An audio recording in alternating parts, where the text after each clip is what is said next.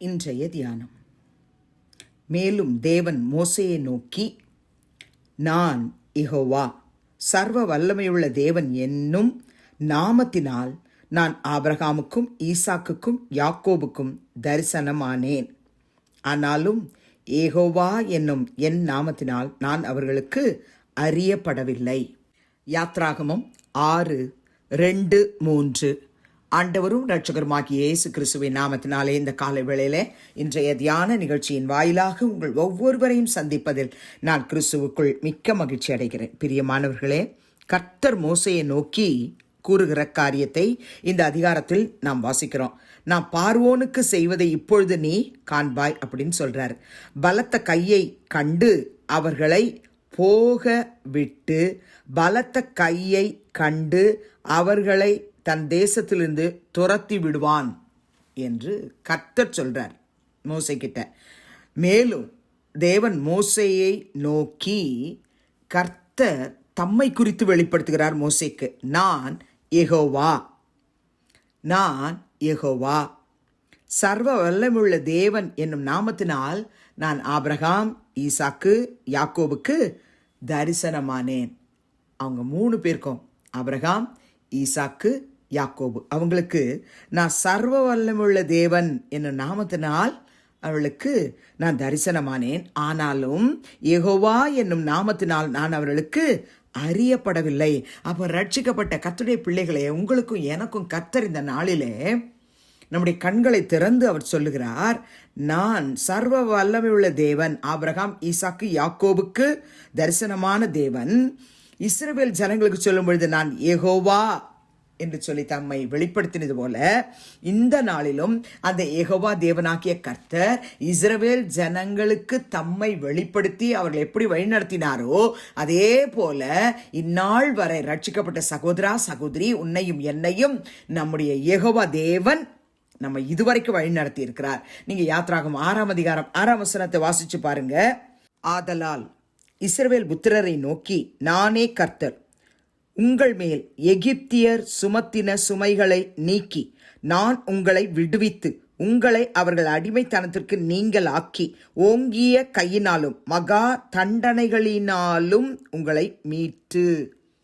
கர்த்தர் அவருடைய ஜனத்தை, இஸ்ரவேல் புத்திரரை நோக்கி சொன்ன ஒரு வார்த்தை சொல்றாரு. மோசே கிட்ட சொல்லி அந்த ஜனங்கிட்ட சொல்ற, நானே கர்த்தர், உங்க மேல எகிப்தியர் சுமத்தின சுமைகளை நீக்கினவர் நானே, உங்களை முழுவதுமாக விடுவிக்கணும்னு சித்தம் கொண்டது நான் தான், உங்களை அவர்களுடைய அடிமைத்தனத்திற்கு நீங்களாக்கி என்னுடைய ஓங்கிய கையினாலே மகா தண்டனைகளினாலும் உங்களை மீட்டு அப்படின்னு சொல்லிட்டு 8ஆம் வசனம் அதே யாத்ராகமம் 6:8 வாசிச்சு பாருங்க.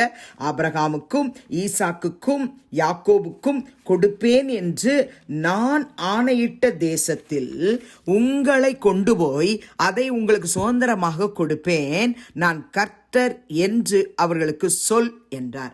அவர் என்ன சொன்னாரோ அது அப்படியே மோசே இஸ்ரவேல் புத்திரருக்கு கூறி அவர்களை வழிநடத்தி கொண்டு வந்ததை நாம் பார்க்கிறோம். பிரியமானவர்களே, நீங்க அப்படியே தொடர்ந்து யாத்ராகமம் 14ஆம் அதிகாரத்துக்கு வாங்க. அதுல 18ஆம் வசனத்திலே இப்படியே வாசிக்கிறோம். இப்படி நான் பார்வோனாலும் அவன் ரதங்களாலும் அவன் குதிரை வீரராலும் மகிமைப்படும்போது நானே கர்த்தர் என்பதை எகிப்தியர் அறிவார்கள் என்று சொல்கிறார். ஆமென். அன்பு சகோதர சகோதரிகளே, தேவனாகிய கர்த்தர் தம்முடைய ஜனத்தை எப்படி அவர் மீட்டு பார்வோனுடைய கைக்கு நீங்களாக்கி விடுவித்தார் என்பதை இந்த யாத்ராகமம் 14ஆம் அதிகாரத்திலே நாம் வாசிக்கிறோம். அதே வேளையில எகிப்தியரை என்ன செய்தார் அப்படின்னு சொல்லி இந்த யாத்ராகமம் 14ஆம் அதிகாரம் முடிவிலே நாம் வாசித்தறியலாம். கர்த்தருடைய பிள்ளைகளே, இன்றைக்கும் யெகோவா தேவன் ஆபிரகாம், ஈசாக்கு, யாக்கோபுக்கு அவர் சர்வ வல்லமையுள்ள தேவனாய் வெளிப்பட்டார். ஆனால் தம்முடைய ஜனத்துக்கு யெகோவா என்னும் நாமத்தினாலே அவர் தம்முடைய ஓங்கிய கையினாலும் ஓங்கிய புயத்தினாலும் தம்முடைய வல்லமையினாலும் அவர்தாமே தம்முடைய ஜனத்துக்காக காற்றை வீச பண்ணி, கீழ்காற்றை வீச பண்ணி, சிவந்த சமுத்திரத்தை வறண்டு போக பண்ணி தம்முடைய ஜனத்தை பாதுகாத்தார். தம்முடைய ஜனத்தை துரத்தி கொண்டு வந்த பார்வோனையும் அவனுடைய சேனையையும் அழித்து போட்டார் என்று பார்க்கிறோம். ஆம், எனக்கு அன்பார்ந்த சகோதர சகோதரிகளே, நம்முடைய கர்த்தர் எப்படிப்பட்டவர் என்பதை ஏசாயா 42 அதிகாரத்தில் தீர்க்கதரிசி மூலமாய் நமக்கு எழுதி வைத்திருக்கிறார். 8 வசனத்தை பாருங்க. நான் கர்த்தர், இது என் நாமம், என் மகிமையை வேறு ஒருவனுக்கும் என் துதியை விக்கிரகங்களுக்கும் கொடேன். என் அன்பு சகோதர சகோதரிகளே, இந்த ஒரு வசனத்தை நம்ம மறக்கக்கூடாது.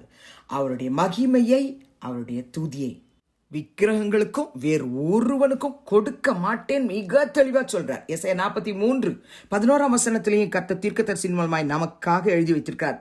நானே கர்த்தர், என்னை அல்லாமல் இரட்சகர் இல்லை. அதே 43 ஏசாயா 15 வசனத்துல பாருங்க. நானே உங்கள் பரிசுத்தராகிய கர்த்தரும் இஸ்ரவேலின் சிருஷ்டிகரும் உங்கள் ராஜாவுமானவர். நம்முடைய கர்த்தர் யார் என்பதை நம்ம தெளிவா அறிந்து கொண்டு, கர்த்தாவே, உம்முடைய நாமத்தை எங்கள் மத்தியிலே ஒவ்வொரு நாளும் மகிமைப்படுத்துங்கப்பான்னு சொல்லி இருக்கிற இடத்துல கண்களை மூடி ஜெபிக்கலாமா? பரிசுத்தமுள்ள பிதாவே, இயேசுவின் நாமத்தில் உடைய சமூகத்துக்கு நாங்கள் வருகிறோம். யாத்ராகமம் 6:2-3 வசனத்தின்படி, எங்கள் தேவன் நீர் யெகோவா தேவனாக இருந்து ஆண்டவரே இஸ்ரவேல் ஜனங்களை ஆண்டவரே எப்படி வழிநடத்தி கொண்டு வந்தீரோ அதே போல எங்களையும் உலகம், மாமிசம், பிசாசு இவைகளுக்கு நீங்களாக்கி எங்களை விடுவித்து எங்களை ரட்சித்து எல்லா அடிமைத்தனத்தினின்றும் எங்களை நீங்களாக்கி உங்க ஓங்கிய கையினாலே ஆண்டவரே எங்களை மீட்டு எங்களை உம்முடைய பிள்ளைகளாக நீர் வைத்திருக்கிறதுக்காக நன்றி ராஜா.